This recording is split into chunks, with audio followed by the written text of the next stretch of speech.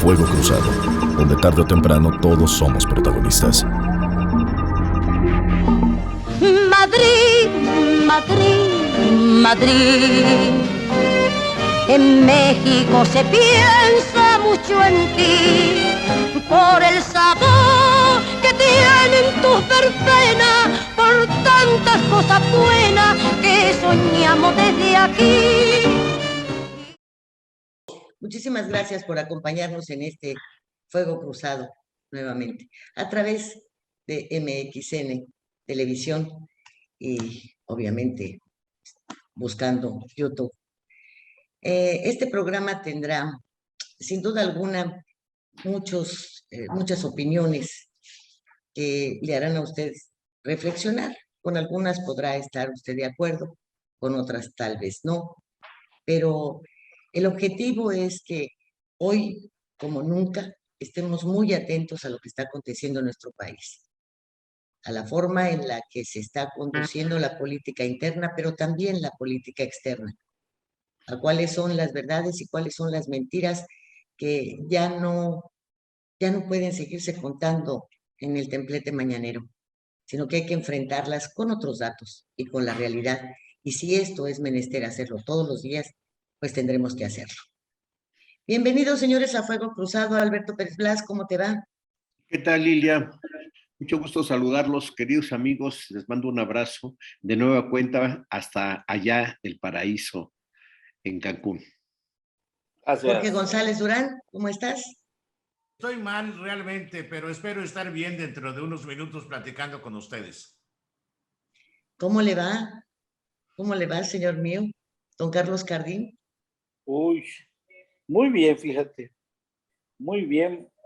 Casi como diría don Pedro Pacheco, de grata memoria. Me gusta la farándula, entonces ando muy bien. Bueno, porque pues les va mal. Estamos grabando este viernes en que se transmitirá el programa y creo que pues no está mal abrirlo con dos felicitaciones, ¿no?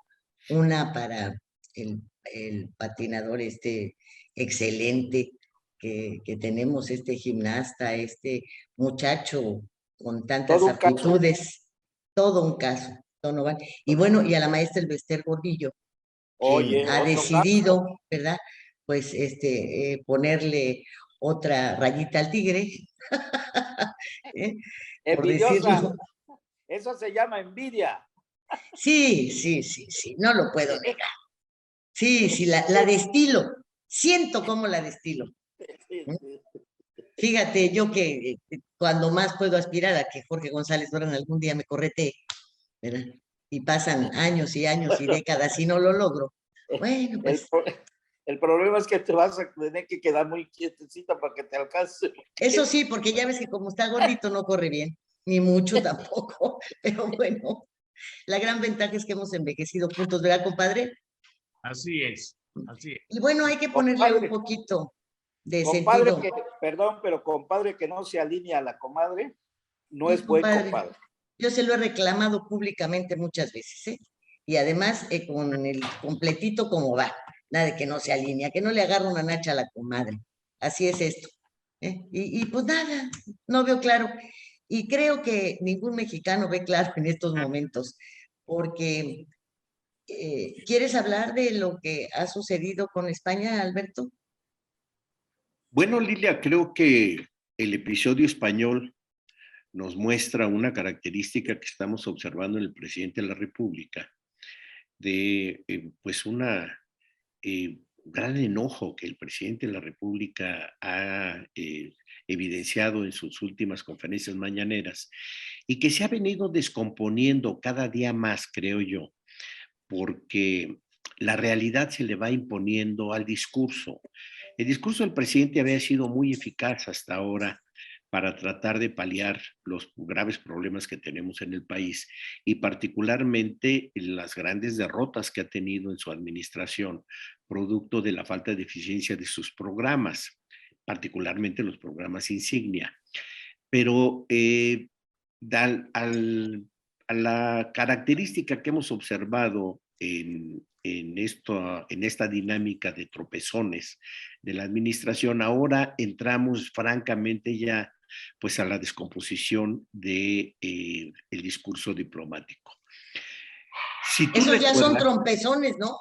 Si tú recuerdas, ya con los Estados Unidos se había dado este fenómeno desde el mismo proceso electoral norteamericano, en donde una falta de atingencia del presidente pues no le permitió establecer de inicio una buena relación con la administración entrante de los demócratas en los Estados Unidos. Su pues, búsqueda por mantener vínculo que había establecido con Donald Trump, pues perjudicó gravemente la relación con el gobierno de Joe Biden. Pero ahora esta expresión hacia los españoles, mucho más cargada de emotividad, de enojo del presidente, de cólera incluso, las aseveraciones con las cuales decreta una pausa en las relaciones México-España, acusa de ladrones a los inversionistas extranjeros españoles en México, particularmente a la empresa Iberdrola, sin que haya una acción judicial que hubiera pues empatado con el discurso del presidente y además dado visos de certeza desde el punto de vista jurídico a este reclamo del presidente, pues se convierte en una balandronada con pues nuestro segundo socio comercial, Lilia, porque la presencia de los inversionistas españoles en México es muy importante, rebasa los 70,000 millones de euros. En ese sentido, uno se pregunta, ¿qué le pasa al presidente? Y la conclusión que yo tengo es que el presidente cada día siente que está siendo acorralado por la realidad. Y esto evidentemente mina su discurso que para él es fundamental para sus objetivos políticos.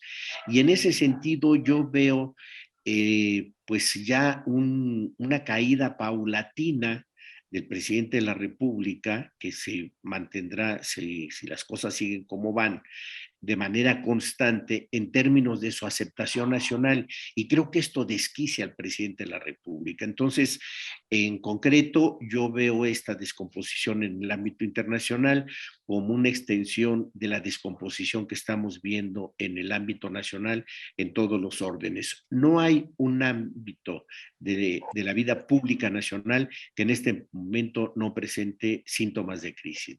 Es mi opinión. Ahora bien, esto que sucedió con España tiene como antecedente el que se hubiese despertado un escándalo de las dimensiones que todos lo hemos visto con relación a uno de sus hijos, los lujos de los que está rodeado, pero pues los lujos no serían un punto de atracción porque finalmente sería la decisión personal de una forma de vida, pero sí de dónde ha surgido el dinero para poder llegar a ese nivel de vida pues, que no lo tenían y que no caracterizó tampoco a López Obrador durante muchos, muchos años o décadas. ¿Qué hay sobre la corrupción, Jorge González Durán?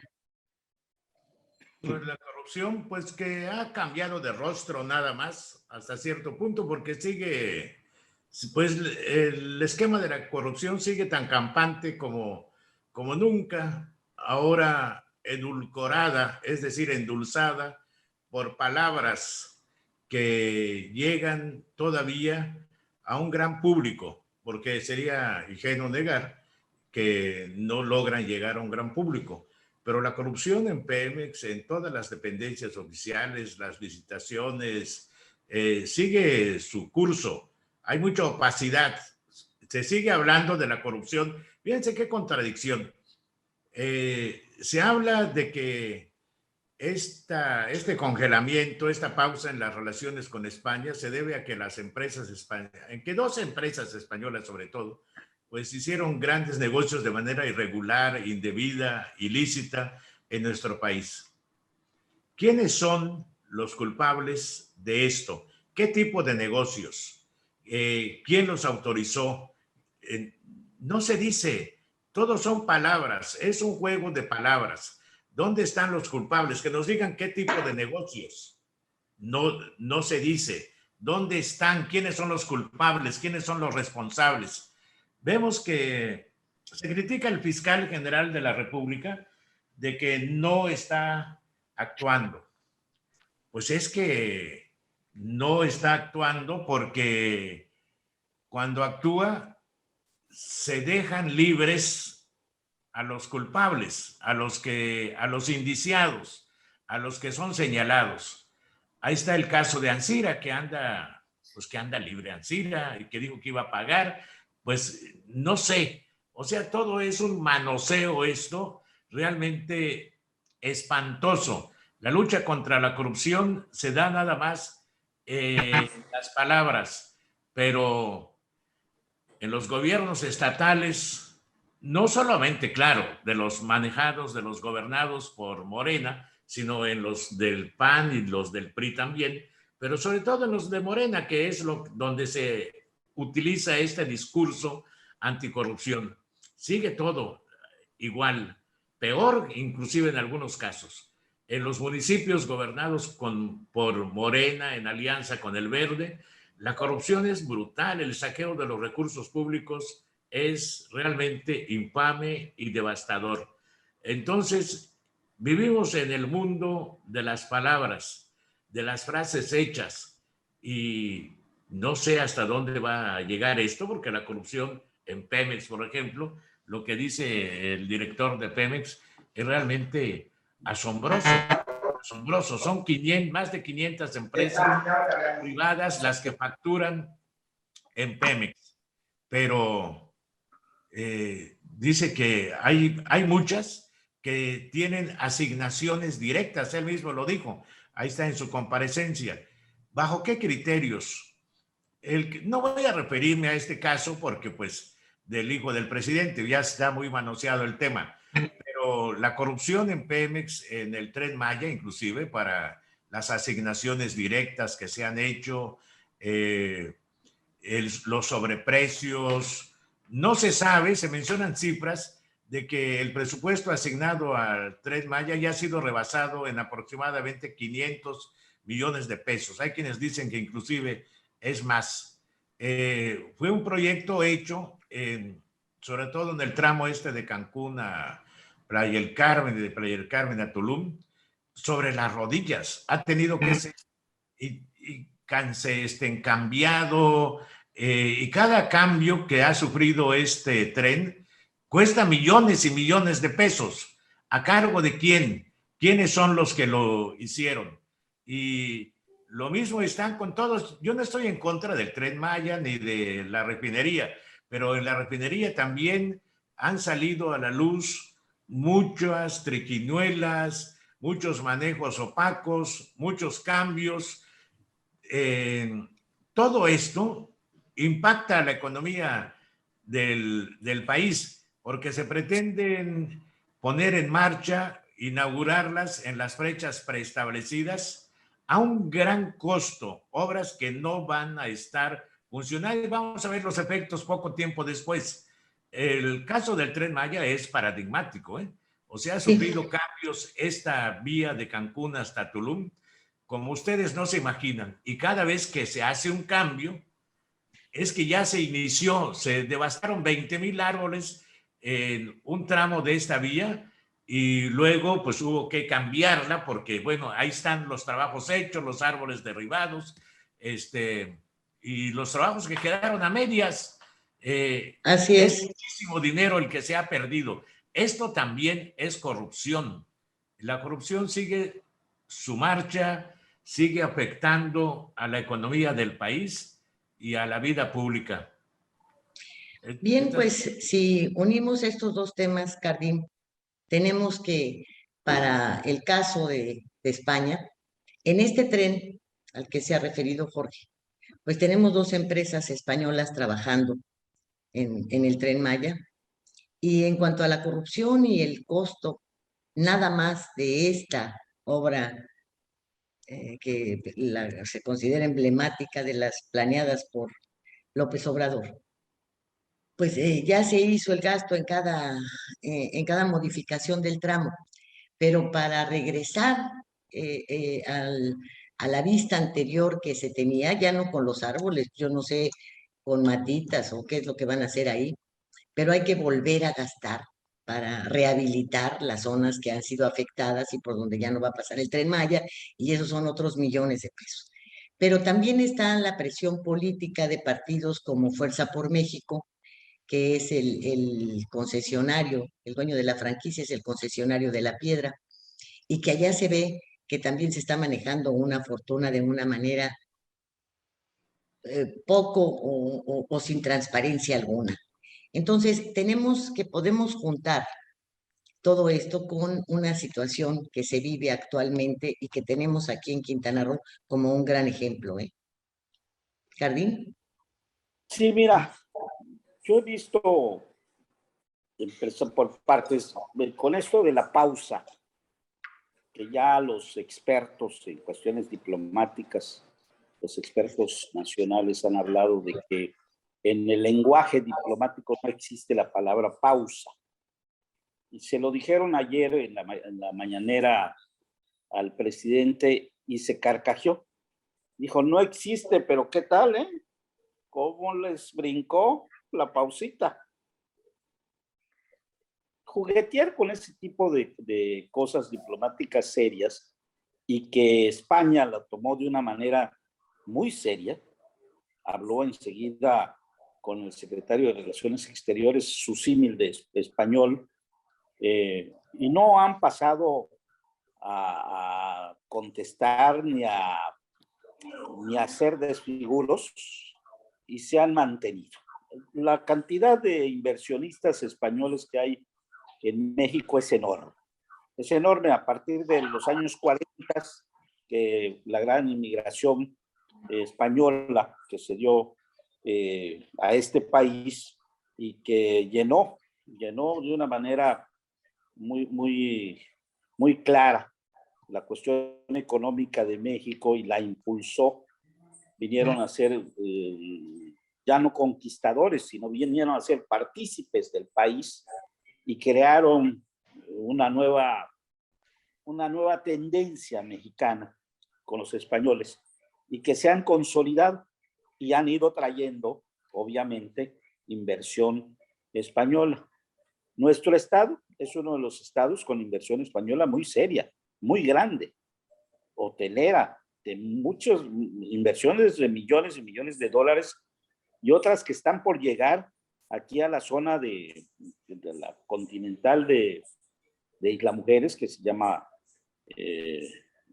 Punta Blanca, que es Isla Blanca, donde hay en proyecto aproximadamente 12 hoteles ya aprobados, ya con proyectos definidos, incluso ya por iniciar, y que estas palabras, estas salidas medias raras, y bien decía Jorge, acusando de cuestiones de bandideces y de tranzas y de lo demás, pero sin decir ningún nombre, sin especificar ninguna acusación real, pues hacen que tengamos un país que no está siendo en el mundo, no está siendo visto con seriedad. Lo decía también Alberto con el tema de Trump y de Biden. En la transición se vio muy mal la cuestión en las cuestiones externas. Nuestro presidente, que además es un individuo que no le gusta viajar, solo ha ido a Estados Unidos en 2 ocasiones y movido por las circunstancias que tuvo que ir, pero a todo lo que son reuniones de jefes de Estado, él no es. No, como que no le gusta, ¿verdad? Como que no le parece para nada. Pero bueno, te digo, y seguimos con lo de la corrupción y el Tren Maya. Sí, pero aquí en este caso, es muy claro para la política mexicana y para el sospechosismo mexicano que él busca una cortina de humo muy grande para tapar el tema de la Casa Gris, que ya es la Casa de Houston. la casa de su hijo y el crecimiento de contratos de la empresa que uno de los socios le prestó la casa y la otra casa que construyeron y nadie sabe quién la construyó. Y eso es otras investigaciones que van a salir. Se van a dar a luz. Bueno, la documentación que Y la se señora, presentó en ese reportaje del condado, de los condados a los que corresponden, ya te dice a nombre de quién está. Entonces, no hay mucho ya que pueda ponerse en duda, sí, pero todavía hay cositas ocultas, como por ejemplo, al parecer la nuera tiene dinero. Al parecer, perdónenme, señor presidente, pero usted es el hombre más informado de este país y no creo que no sepa si su nuera tiene o no tiene dinero como para comprar o tener para mantener a su hijo en esas condiciones súper millonarias, ¿no? Y yo creo que con el dinero que parece tener, pues si hubiera comprado algo mejorcito, ¿no? Ahí tenemos el ejemplo de la boda del sábado, pues te compras uno que sea mejor, más carita y dinero mata carita, ¿no? Más estilado para el tipo de vida. Bueno, vamos a ver lo de la corrupción, Cardín, en el Tren Maya.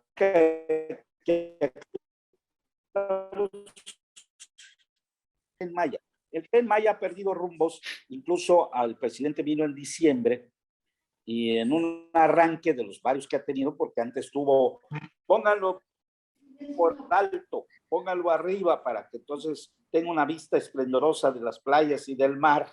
Entonces se metieron a hacer un proyecto que el ejército cobró por ese proyecto 480 millones de pesos. Cobró cash, sus ingenieros. Y luego resulta que no, hay que bajarlo y hay que ponerlo en tierra. Y mejor expropiamos lotes de los hoteleros y nos vamos por ahí pegaditos a la carretera, ¿no? Otra salidita. Lo que no entendían y no pudieron entender hasta que les pusieron en la mesa la razón, esos hoteles tienen financiamientos en bancos internacionales en los cuales su tierra está involucrada. Entonces, no puedes... Es garantía la tierra, ¿no? No puedes expropiar una garantía internacional, pero además el decreto llamado decreto de expropiación fue un oficio que mandaron y el oficio lo mandaron al periódico oficial. Pueden hacer lo que quieran porque tienen el poder, pero no son las formas. Todo esto está ocasionando que ahora se vayan por la primera razón que hubo de irse por abajito de las torres de electricidad que llevan un circuito de alta tensión, la Comisión Federal de Electricidad le surte de energía a Cancún, es la planta de Xulha con la de Valladolid, que está conectada con Chicoacén en Chiapas. Ese es el circuito que nos genera y nos garantiza la energía eléctrica. Irse por abajito de esas torres probablemente hubiera sido lo mejor desde el principio, porque ya está el derecho de vía, no hubiera costado tanto. Pero bueno, ahora van a volver a botar árboles y de los 20,000 ahora van a ser 100,000, cuando varias veces han declarado que no tocarían ni un árbol.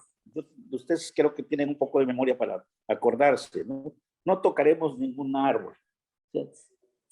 Son proyectos que bien mencionaba Alberto, mencionaba Jorge, que no van a pasar, desgraciadamente, del sexenio, se volverán elefantes blancos y el próximo presidente va a tener que ver qué hacer con esto. Yo les pregunto, no serán, sí basta. Yo les pregunto, ¿seguirá siendo una actitud de los ciudadanos el que permitamos que se registren eventos como los que estamos aquí relatando? Porque si continúa Morena, pues a lo mejor por el costo, ¿no? Tal vez no existan malas intenciones, pero sí faltará mucho dinero para poder hacer todos, el aeropuerto, la refinería, el tren, el interoceánico, etcétera, para hacerlos realmente productivos económicamente, ¿no? Que sean autofinanciables inclusive.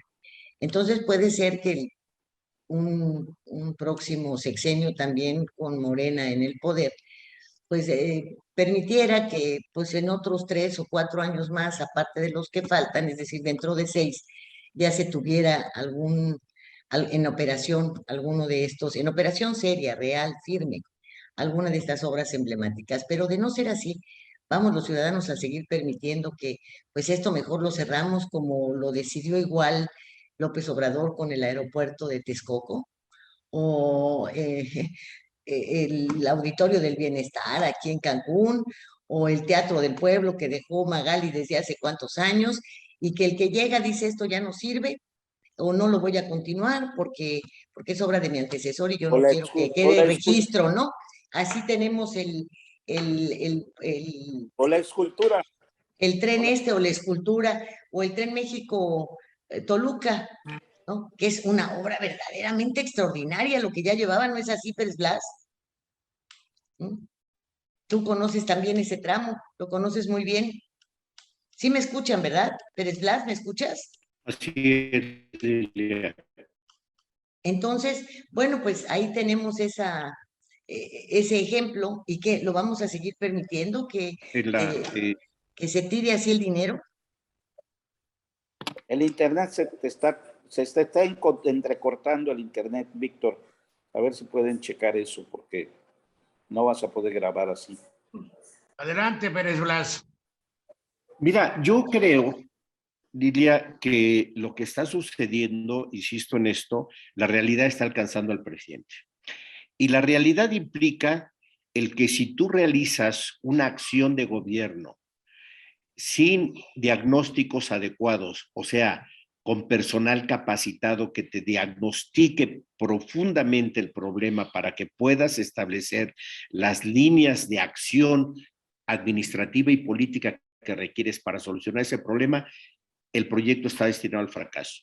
Si a eso le aunas que los responsables no son personas con las capacidades técnicas y administrativas suficientes y que solamente la bandera que pueden exponer es su lealtad al presidente, el proyecto está destinado al fracaso. Pero si además de eso le agregas el hecho de que está concebido estas obras y este tipo de gestión pública en función de una visión que tienes de país, producto de una fijación que el presidente de la República tiene política e ideológicamente en los años 70, es evidente que la realidad te va a decir paso a paso el que no es el camino adecuado y el fracaso está asegurado. En el caso de esta falta, pues, de profesionalismo dentro del ejercicio de gobierno, no solamente trae como consecuencia obras con las características de ineficiencia que tienen estas obras, comillas, monumentales del presidente de la República. Lo tiene toda la gestión. Jorge, el 86%, perdón, de toda la adquisición que hace el gobierno federal se hace por asignación directa. Nunca una administración, en el peor gobiernos anteriores que tú quieras manejar, ha alcanzado este nivel de rompimiento de la ley en términos de la ley de adquisiciones de servicios y productos del gobierno federal. Nunca se había alcanzado eso. La opacidad es tal que llega al extremo de que este país en 3 años ya rebasó las negativas ante el Instituto de Transparencia, en negativas a solicitudes de información pública en 3 años. Entonces, si vemos todo este contexto, lo que estamos diagnosticando, viendo, es un gobierno fracasado administrativamente. Ese es digamos, el común denominador que yo vería en la gestión del presidente de la República. Jorge González. Y en ese sentido, culmino, te diría que ya una característica de esta administración es precisamente el trabajo, el fracaso en la gestión pública. Fíjate que aparte de estos temas que hemos manejado, de la opacidad, de las asignaciones directas, etcétera, está la improvisación y, como dice de alguna manera Pérez Blas, el encargado, el poner como responsables de importantes proyectos a personas que no tienen la debida calificación técnica y profesional en la materia. Porque aquí en Quintana Roo, pero no solo en Quintana Roo, lo saben muchos estudiosos de la UNAM y de institutos superiores del Politécnico y de otros institutos de investigación. El CONACYT. El tramo de Playa del Carmen a Tulum está atravesado de manera por el río subterráneo más grande del continente. Es una franja de agua subterránea, vaya, de 120 kilómetros o 150, en fin.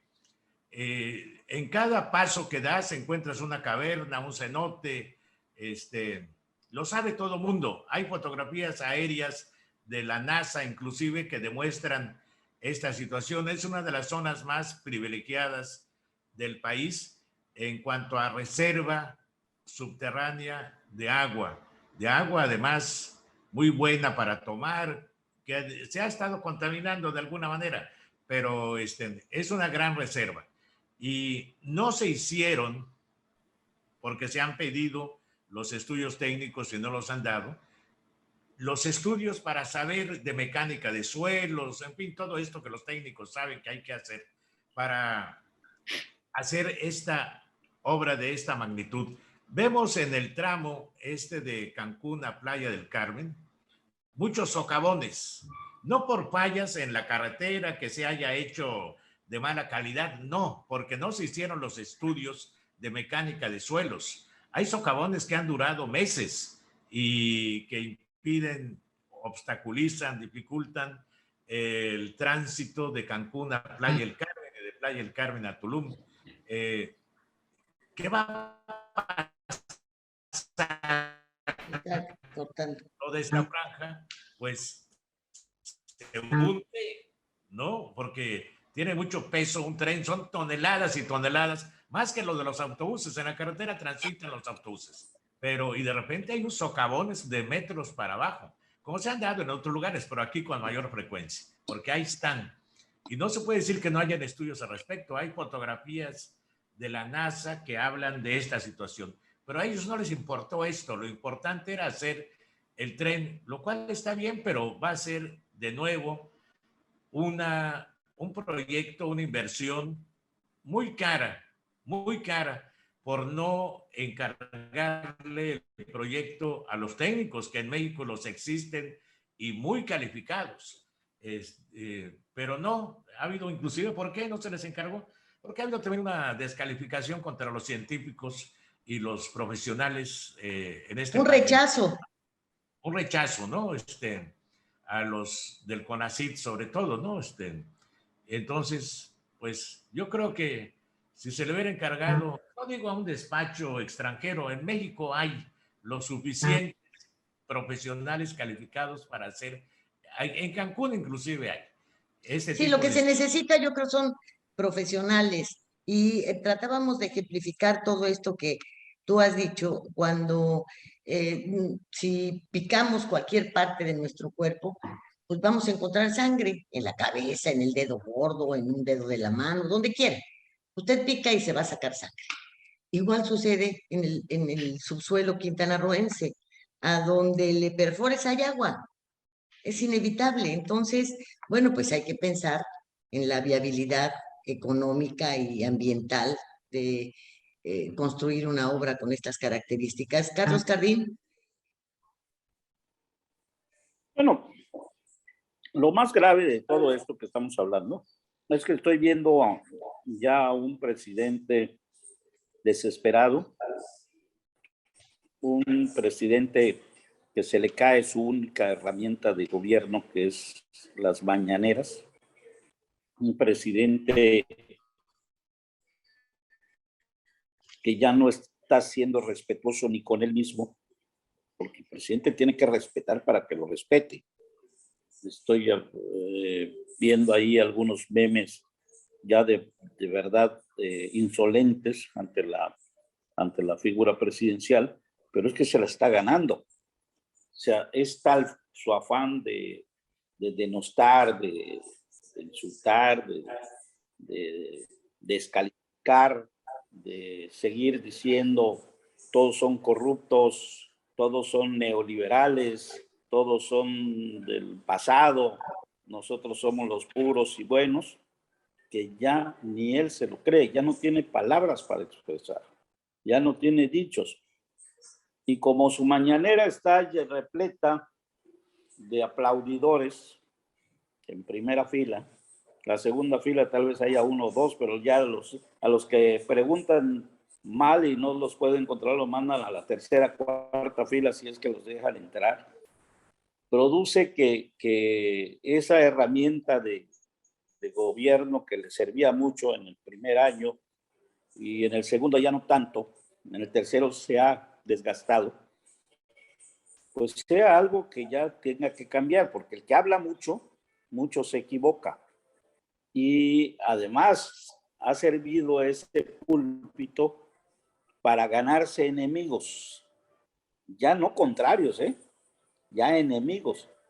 Y lo que estoy viendo de enemigos que tiene el presidente cada día son más poderosos de una manera difícil. Y ahí viene por ahí una cereza del pastel.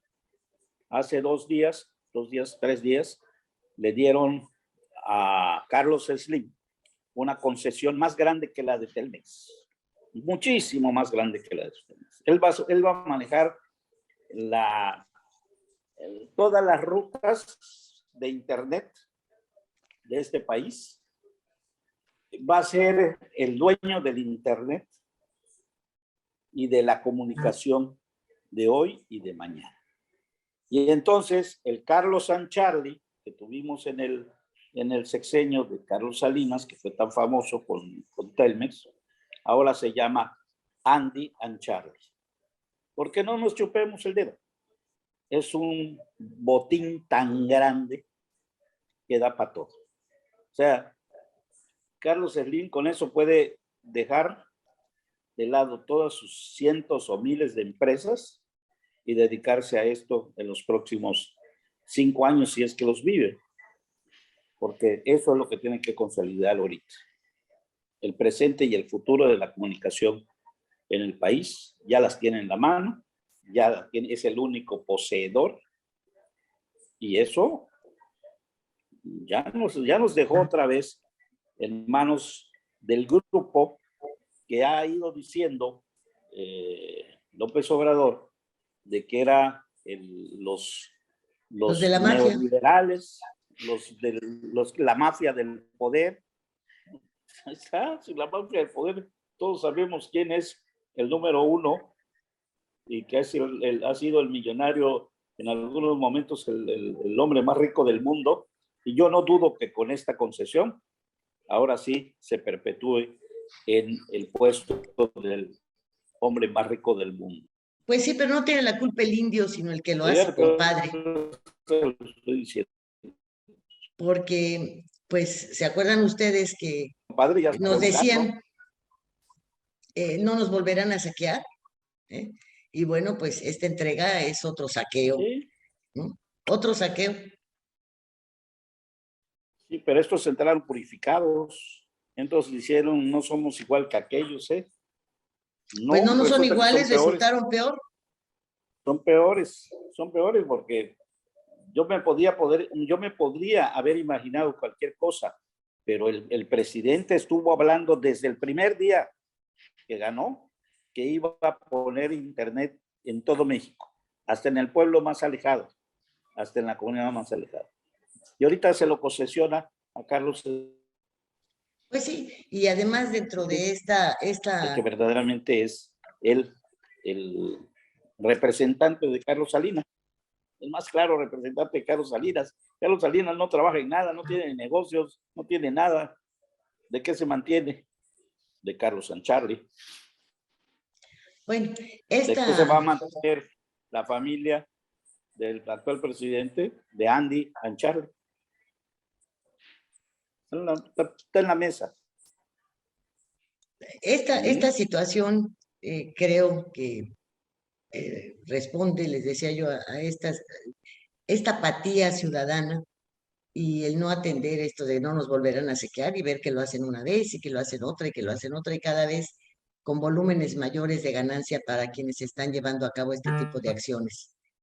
Así que el presidente entrega esto, ¿verdad? Se habla también de una promesa incumplida como lo es el Internet, y el Partido del Trabajo ahora se promociona prometiéndoles a los jóvenes que habrá Internet y gratuito para todos. Entonces, bueno, como un partido aliado está anunciando una promesa incumplida presidencial. Aquí nadie lee, nadie se entera, piensan que no tenemos memoria, que somos imbéciles todos, y que bueno, estamos esperando a ver qué es lo que nos va a caer del cielo en relación al gobierno.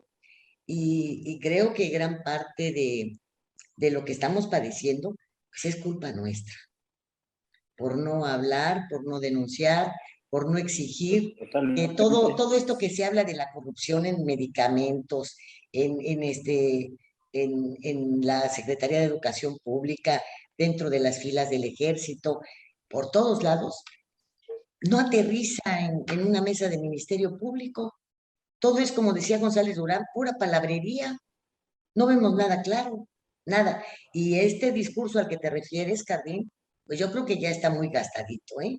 Creo que ya nos cansa a todos el estar escuchando. Es que los de atrás y los anteriores han pasado 3 años, y yo quisiera que brevemente cada uno de ustedes me diga de 2 cosas que le han salido bien al presidente y que son sumamente importantes. 2, si es que las encuentran, y que me digan 2 negativos que estamos padeciendo en estos momentos la mayoría de los mexicanos.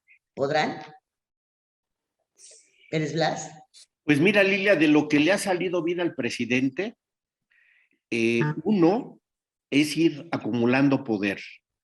El presidente de la República ha sido muy eficiente para ir acumulando, no en la presidencia de la República, sino en su persona, un gran poder más allá del poder que constitucionalmente le corresponde al Ejecutivo Federal, por una parte. Otra cosa que le ha salido bien al presidente hasta ahora había sido un discurso populista muy eficaz para mantener a su base social. Esos 2 elementos creo que el presidente le han funcionado perfectamente bien. Creo que la realidad está minando ya la eficiencia del discurso. Y hablo de la realidad, Lilia, porque sí quisiera contestar una pregunta que tú hacías. ¿Qué esperamos de la sociedad ante esto que estamos viviendo? Lamentablemente, Lilia, el nivel de cultura política de la sociedad mexicana no es el que quisiéramos, no está al tamaño de lo que es el país como tal. Tenemos una de las economías hasta, bueno, antes de los últimos datos, pero una de las economías más importantes a nivel latinoamericano, después de Brasil, y que en ese sentido hacía mucho peso, digamos, en los contextos internacionales. Pero nuestro nivel de cultura política, de participación, de análisis, de crítica, lamentablemente no es el que requeriríamos. Recordemos que en esta última evaluación que hizo The Economist, uno de los rubros que califica en este nivel de evaluación de las democracias y en el cual México sigue descendiendo, ahora ya ni siquiera tenemos el de democracia imperfecta que teníamos con los gobiernos anteriores, sino que ahora ya pasamos a otra categoría que es la de un modelo híbrido, que llaman ellos, que es un camino ya hacia el autoritarismo, uno de los rubros que más lastima pues esta evaluación es precisamente la participación social. Tenemos una escasa participación por falta de información, por falta de interés, por falta de cultura política, pues en la sociedad Sí, mexicana. pero eso no es culpa de Andrés López Obrador. No, pero eso es lo que yo voy a esto. ¿Qué va a hacer que esta sociedad pueda participar de manera más activa en la toma de decisiones, haciendo presentes sus inconformidades en lo que está sucediendo en el país en general? Va a ser la crisis económica que ya está llegando a los bolsillos, no por cultura política, sino por la necesidad que está sintiendo ya el mexicano en términos de su ingreso, su falta de empleo, de oportunidades de empleo, para poder subsistir. En ese sentido, creo yo que puede venir un proceso de participación social. Y para terminar de contestar tus preguntas, te diría, ¿qué es lo peor que ha hecho el presidente de la República, a mi juicio? A mi juicio, lo peor que ha hecho el presidente de la República es generar un discurso que en un principio generó una gran expectativa en la sociedad y que empieza a decantarse ante los incumplimientos de la administración. ¿Por qué? Porque va a traer como consecuencia, Lilia, un descreimiento, pues, por ponerlo en esos términos, de la sociedad mexicana, del ciudadano en relación a la política y en relación al funcionamiento de la democracia. Y esto va a abrir un gran espacio para un régimen autoritario, que ofrezca la solución de problemas de manera casi mágica y que pueda construir un desmantelamiento de las estructuras democráticas mexicanas. Y un segundo punto que te diría que creo que es No, ya vas en el tercero. De lo peor que el presidente de la República nos va a heredar es un país en crisis que no va a alcanzar 6 años de la siguiente administración para poder reparar. Cardín, tus 2 y 2. Yo solo tengo uno y uno. ¿Viene? Uno, un logro del presidente fue el sometimiento de los gobernadores. Sometió y les ganó. Eso para ti es un éxito. Les ganó los espacios Un éxito estatales. político. Claro, hay gobernadores que mandó impresentables, más problemas que beneficios a sus estados. Tenemos. Es tu internet el que está fallando. Veracruz, que es una muestra tremenda de lo que puede hacer un gobernador que no tiene. Este es un logro de él, porque es un logro que él traía muy fijo de su política interna.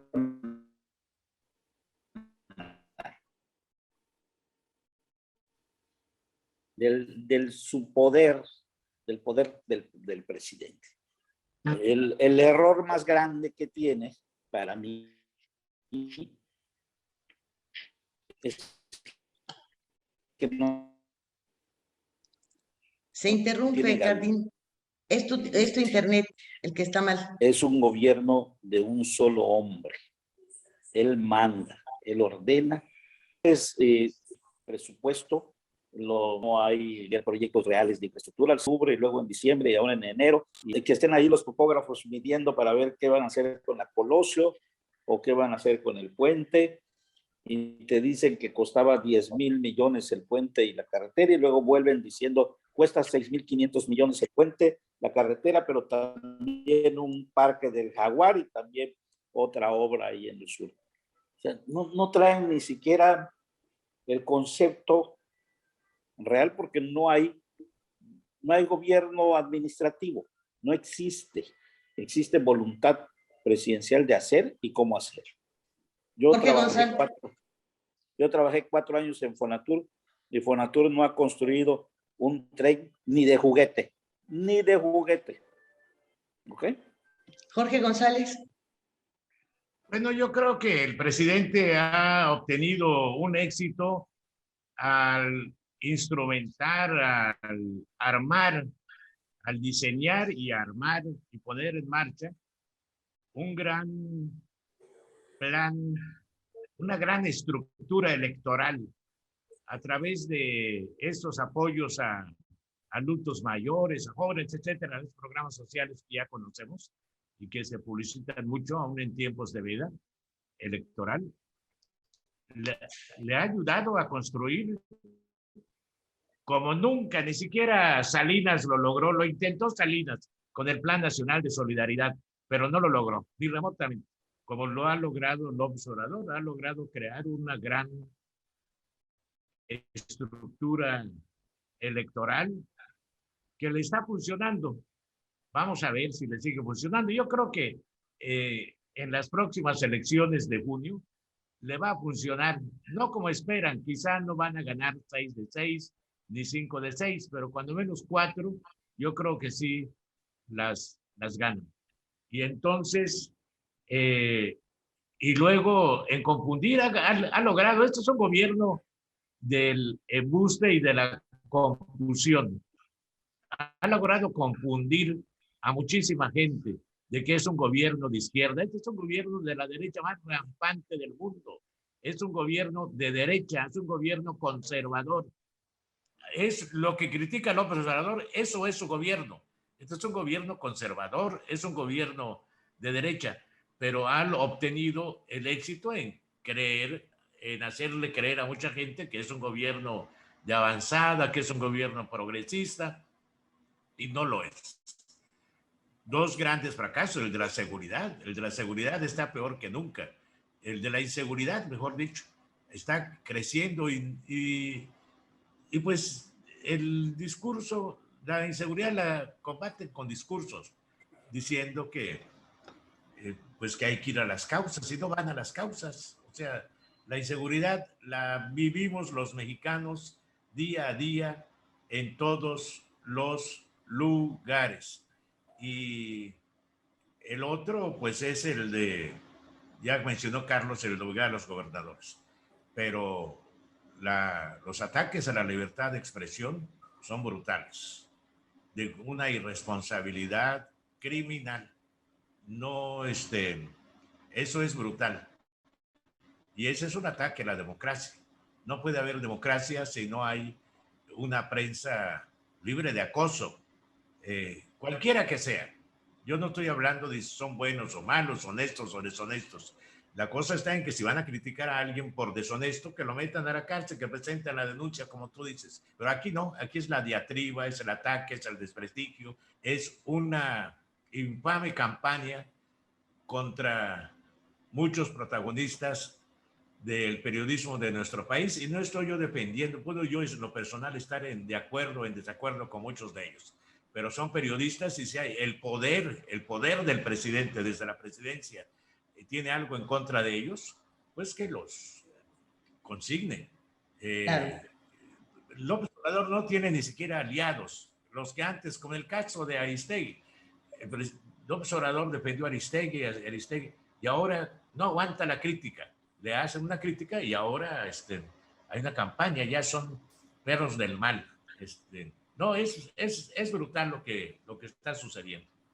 Bueno, cuando se habla de la legitimidad y del apoyo que recibió López Obrador con esos 30 millones de votos, bueno, pues ahora tenemos algunas revelaciones hechas por un expresidente del PRI y bueno, no expresidente del PRI, parte de la dirigencia del PRI nacional, exgobernador de Oaxaca, de Ulises Ruiz, quien ha confirmado públicamente que hubo un acuerdo muy claro entre el señor López Obrador y Enrique Peña Nieto, que Enrique Peña Nieto le dio 10 millones de votos de priistas, que ese fue su cheque al señor López Obrador, por lo tanto, ya no fueron 30, quedaron 20. Y admitió que los gobernadores priistas, que en ese momento tenían el 60% de los gobiernos estatales en su poder, bajo su bandera, aportaron otra cantidad. Entonces, realmente parecería que los 6 millones de votos conseguidos cuando se planteó aquella consulta para si metían o no metían a los presidentes en la cárcel, pues resulta el voto duro de López Obrador y no los 30 millones. ¿Qué opinarían ustedes al respecto de estas declaraciones ya para cerrar el programa? Yo me permito intervenir primero, porque iba a abordar ese tema. López Obrador llegó al poder por un pacto con Enrique Peña Nieto. No había leído las declaraciones que tú citas de el exgobernador de Oaxaca, pero queda muy claro que así como han llegado otros como presidentes mediante pactos, se critica el pacto de Peña Nieto, de Calderón, de Fox con Cedillo, en fin. Peña Nieto llegó por un pacto con el expresidente Peña. Y pues fue brutal. Vemos la impunidad de la que goza Peña Nieto y sus socios. Y esto es brutal, es un gran embuste, es el gran engaño al pueblo mexicano. Este es mi comentario. Alberto. Bueno, yo coincidiría, Lilia, yo he sostenido que el surgimiento de Morena como una gran fuerza electoral fue un surgimiento concertado. Y fue concertado no solamente en función de las preferencias electorales que en determinado momento tuvo que decidir el presidente Peña entre el PAN y un creciente movimiento de inconformidad social que encontraba en López Obrador un abanderado, sino además en la conveniencia, porque al final hay mucho más empatía en las bases sociales, tanto del PRI como de Morena, ahora Morena, para poder llegar a un entendimiento de esta naturaleza que hubiese sido en contrasenso con el PAN. La definición que el presidente Peña tuvo para hacia López Obrador, creo que obedece estas circunstancias y evidentemente lo que se ha venido señalando en un pacto de impunidad personal para con sus propios amigos y colaboradores cercanos de Peña Nieto. Pero yo te diría algo. Efectivamente, la votación que se dio en el caso de la supuesta consulta para enjuiciar expresidentes, que fue muy escasa también, pudiera no ser el piso real de Morena por una razón, porque la verdad es que estos planteamientos de consulta han sido muy mal hechos. No han sido sobre temas claros realmente que le importen a la gente. Y yo creo que pues este rechazo que tuvo la sociedad a participar en esa consulta también obedece en mucho a este mal planteamiento que se hizo en ese caso de la consulta y que también veremos que seguramente se va a dar en la nueva consulta sobre ratificación de mandato. Es revocación de mandato, ¿eh? Que al final revocación de mandato, pero quise utilizar el término de ratificación de mandato porque en realidad, si tú lo ves, se ha montado lo que es una consulta de ratificación, revocación de mandato, que es lo que constitucionalmente se marca, está montada en una renovación de mandato, Lilia. Las firmas fueron recolectadas a través de una solicitud en ese término. La propaganda que se exhibía en las casetas donde se daban las firmas exhibía la ratificación de mandato. Leyendas como si quieres que el presidente continúe, vota aquí, si quieres que los programas sociales, vota aquí. Eso es una publicidad de ratificación de mandato y así está montada esta consulta. O sea, la ilegalidad está desde el origen. Entonces, este tipo de consultas planteadas así no concitan la participación de la gente. Entonces, yo creo que el piso de Morena es más alto que los 6 millones de votos, sí, pero no son los 30 millones de votos, coincido en ese sentido, y lo veremos en este proceso electoral que viene, Lilia. Ya en el pasado proceso, del año pasado, hubo una pérdida de votos de Morena en relación al 2018. En 2021 ya tuvo una caída sistemática de votación. Vamos a ver, yo creo que va a haber otra caída en las preferencias electorales después de la elección de los candidatos que presentó Morena como sus aspirantes a gobernar 6 estados. Veremos de nueva cuenta otra caída. Y ahí es en donde podremos empezar a ver cuál es realmente el piso de Morena, que yo sigo insistiendo, es un partido que no ha cuajado, no ha terminado de construir su institucionalidad, y me temo mucho que sin López Obrador este partido en el proceso electoral de 2024 puede empezar a terminar su vida institucional. Una implosión de Morena va a reventar a este partido. Coincido totalmente con Alberto, pero la pérdida de votos se calcula en 50% en la federal de 2021, en comparación con el 2018, y se calcula que va a haber otra baja ahora en estas elecciones, porque si ustedes reflexionan un poco en las actividades de López Obrador, ha dejado suelto al movimiento, que no es partido, a Morena, lo ha dejado suelto al grado de que adentro están totalmente dispersos y peleados, y no solo a nivel nacional, a nivel de los estados también. No tienen una organización, no tienen institucionalidad, no tienen formato de alguna otra concepción política. Ahí están enredados en muchas cosas que desafortunadamente para ellos, pues no les se cuelgan de figuras, y las figuras se van desprendiendo conforme son sus intereses. No hay partido, bien decía Pérez Blas. El otro tema del problema partidista de López Obrador es que inexplicablemente el año pasado abrió la sucesión presidencial, y abrir la sucesión presidencial de él, no del partido, no de Morena, de él, hizo también que esto tuviera un resquebrajamiento de la poca unidad de grupos que había. Y como él armó un masacote de alianza con Peña Nieto, con gobernadores, con gente impronunciable como la que se casa el sábado, como el que estaba en Canadá y llegó a ser senador sin ni siquiera... Pero ¿por qué no dices los nombres? Elvester Gordillo, Napoleón sí, Gómez Urrutia. Sí, pero para no confundirme con ciertos nombres, pero con gente impresentable que tampoco tiene un compromiso con el movimiento. Lo tuvo en su momento con hacer presidente a López Obrador.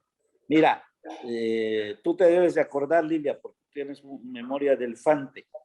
Cuando estábamos en el Canal 10, entrevistamos a la secretaria general, la Polevsky, y le decía, en una de mis intervenciones, le decía, oye, estamos en agosto, el próximo año tienes la elección, agosto del 17, acabas de pasar la del Estado de México y no lograste cubrir la representación en todas las casillas del Estado de México y perdiste porque no las cubriste, porque no tuviste las actas. ¿Cómo vas a cubrir la del país? Si el país, bueno, lo que te ha fallado lo que le ha fallado a Andrés Manuel en las otras 2 elecciones presidenciales es vigilar sus casillas. Y nos dijo que ya estaba trabajando en eso, pero estaba a menos de 10 meses de la elección. No puedes armar una estrategia y un tinglado tan grande. Una estructura tan grande.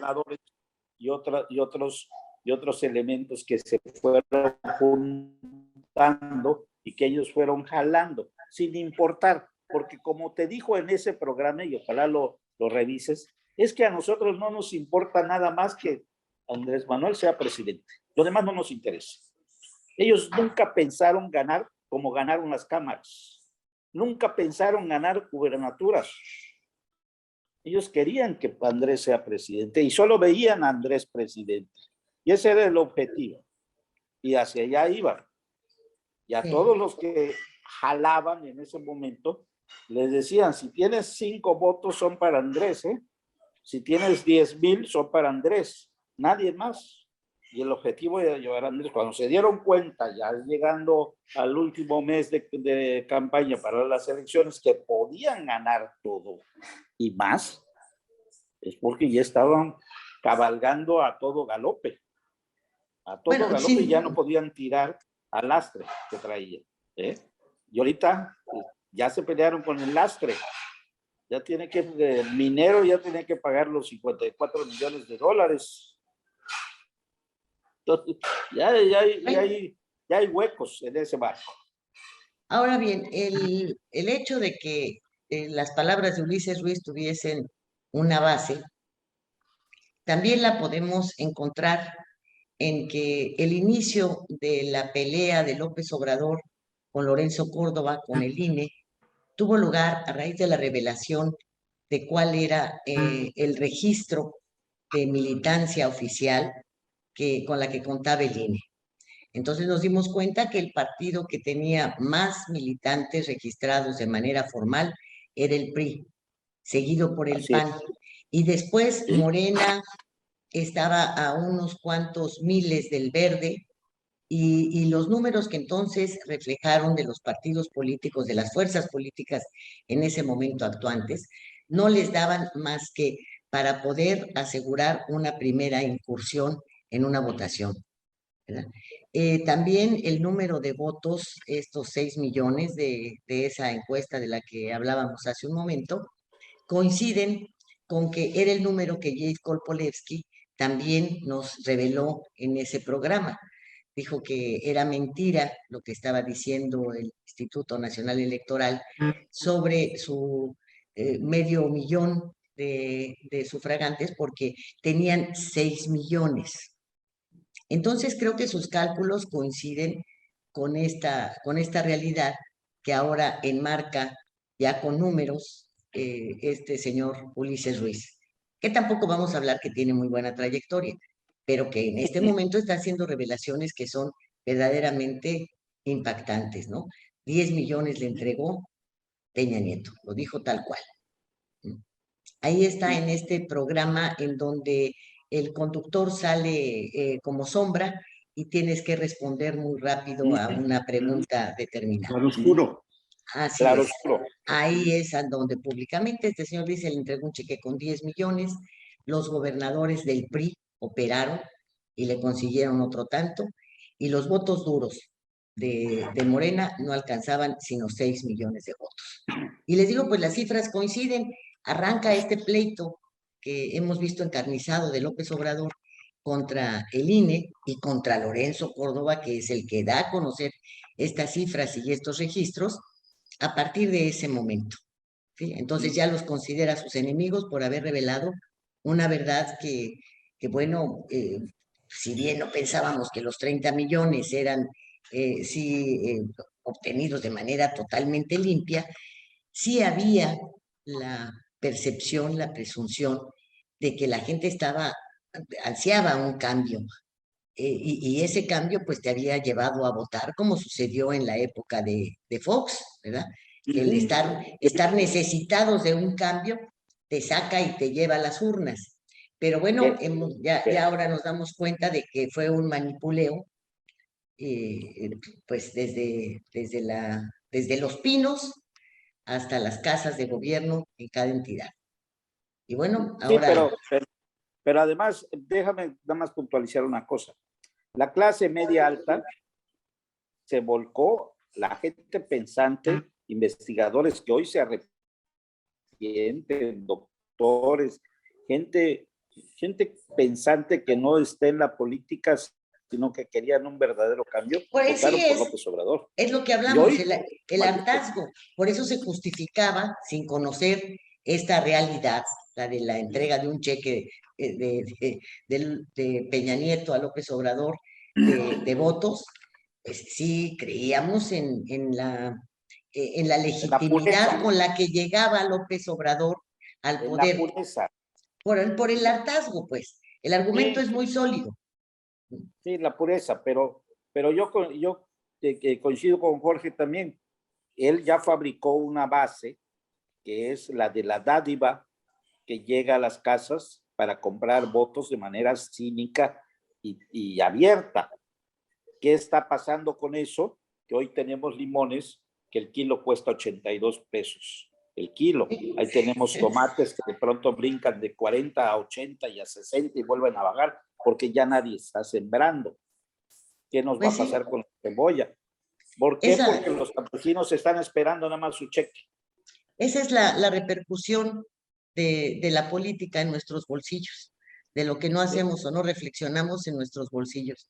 Porque Y igual entonces ahí va la la economía. macroeconomía puede estar muy cuidada, muy respaldada, muy todo lo que ustedes quieran, pero lo cierto es que en las mesas de la mayoría de las familias mexicanas ya no se ven los mismos productos ni se come igual. Así Señores, es. vamos a tener que irnos. Una última participación muy breve, por favor.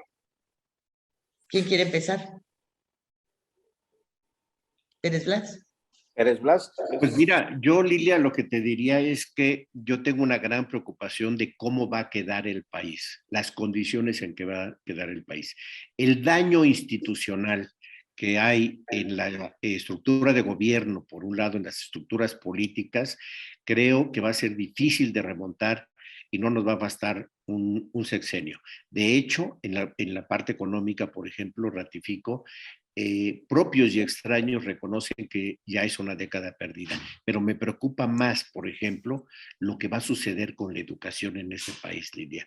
Lamentablemente creo que estamos enajenando el futuro de generaciones de mexicanos que en este momento están totalmente abandonados, producto sí de la pandemia, pero también de una falta de tino del gobierno para reconocer un severo problema que tenemos en el caso educativo y para el cual, como no da votos, no hay en este momento un solo planteamiento para su solución. La educación en México está en crisis también. Y como esto, otros espacios de la vida pública que serán un gran reto para quien quiera que releve a López Obrador, será reparar lo que López Obrador está dejando en ruinas. Esa es mi opinión. Jorge González. Yo creo que la democracia en nuestro país está en el filo de la navaja. Y creo que como en muchos casos, la sociedad ha sido impactada por la crisis económica, por la crisis de la pandemia, y está hasta cierto punto catatónica. Veo a una sociedad desalentada, no con afán de participar. Esto es muy negativo. Y creo que las próximas elecciones, lo estamos viendo ya con las precampañas y lo vamos a ver en las campañas, va a haber una escasa participación ciudadana. Esto cuando la gente sale a votar en un escaso número, se beneficia el poder. Siempre al poder le beneficia la baja votación, porque pues si la oposición, vamos a llamarle así entre comillas, no tiene capacidad de movilizar a sus votantes, pues este es un serio riesgo para la democracia. Este es mi comentario. Jardín. Pues se ve un futuro bastante difícil para el país en educación, en salud, en seguridad, en investigación. Va a ser muy difícil recuperarnos. Es un país bastante grande, bastante poderoso, muy fuerte, pero va a ser tremendamente grave los próximos años. Un presidente que te dice que forzosamente va a crecer un 5% el país en este año, cuando todos los indicadores están más cerca del 2% que del 5%, y cuando él sigue con su visión propia, única de sus datos. Y como es el único que manda en el gobierno, es el único que ordena, manda, y si se equivoca vuelve a mandar, pues tenemos un gobierno que va a seguir hacia el precipicio, con un avión que no tiene ni Obama, pues ahí sigue en la turbulencia perdido en la turbulencia del tiempo y del espacio, y así va el país, al caos, y no veo quién pueda cambiar esto. Los partidos políticos ya no existen, prácticamente, no solo Morena, son todos los partidos políticos, están en una degradación terrible, cazando a ver a quién pueden jalar para que los representen, porque no hacen trabajo político entre elecciones y tampoco tienen presencia, ya no lo respeta la ciudadanía, un ejército que era respetado, entregado a otras tareas por orden presidencial, y bueno, ya solo nos queda la Virgen de Guadalupe. Ya no tenemos otra salida los mexicanos. Bueno, vamos todos en procesión a ver qué nos pasa, ¿no? Bueno, pues yo me permitiría sugerirle analizara que en 2 años, no han sido capaces de establecer una estrategia de llamar a la capacitación a los maestros para poder evitar el gran daño que se le ha hecho a los niños en educación básica, en secundaria, etcétera. 2 años no les dio la cabeza para capacitar a los maestros para que, pues, en caso de que se presentara una situación igual o de que esta pandemia se prolongara, pudieran estar listos. No les dio para buscar alternativas a los lugares a donde no hay televisión o no llegue el internet, pero que no deberían suspenderse las clases. 2 años no les han bastado para armar una estrategia en salud, para tener hospitales listos, puestísimos, dispuestos para situaciones, como lo hemos visto, de presencia de olas diferentes. No les ha dado para la vacunación. ¿Usted cree que podrán sacar adelante este país después del derrumbe que han hecho? ¿Usted cree que podemos confiar en construcciones de primera dentro del aeropuerto cuando no se consigue ni siquiera regresar a la calificación que los servicios aéreos en México tenían y que son internacionales? ¿Usted cree que así como se cayó el puente ahora en la carretera México-Pachuca, que es además el camino que se va a seguir para llegar al mentado aeropuerto Felipe Ángeles, y que vino este derrumbe, no habrá un accidente en el Tren Maya? Bueno, pensémoslo, y esto que ojalá ayude a quienes tienen hoy la oportunidad, y que es prácticamente casi la quinta parte del país, o un poco más de la quinta parte del país, de cambiar sus gobiernos estatales, lo hagan con serenidad y habiendo estudiado muy bien pasado, presente y sobre todo, pues capacidad de emprender un servicio público eficiente para quienes ahí viven. Creo que es el momento de reflexionar y de hacerlo muy, muy en serio. Gracias, señores. Gracias por participar en este fuego cruzado. Muchas gracias. Un abrazo para todos. Gracias. Gracias, un abrazo, George. Y bueno, es viernes, es fin de semana. Te veo muy repuesto, George. Te veo muy repuesto. Pues ahí voy. Ahí la lleva, dice. Es fin de semana. Pásela muy bien. Hasta la próxima.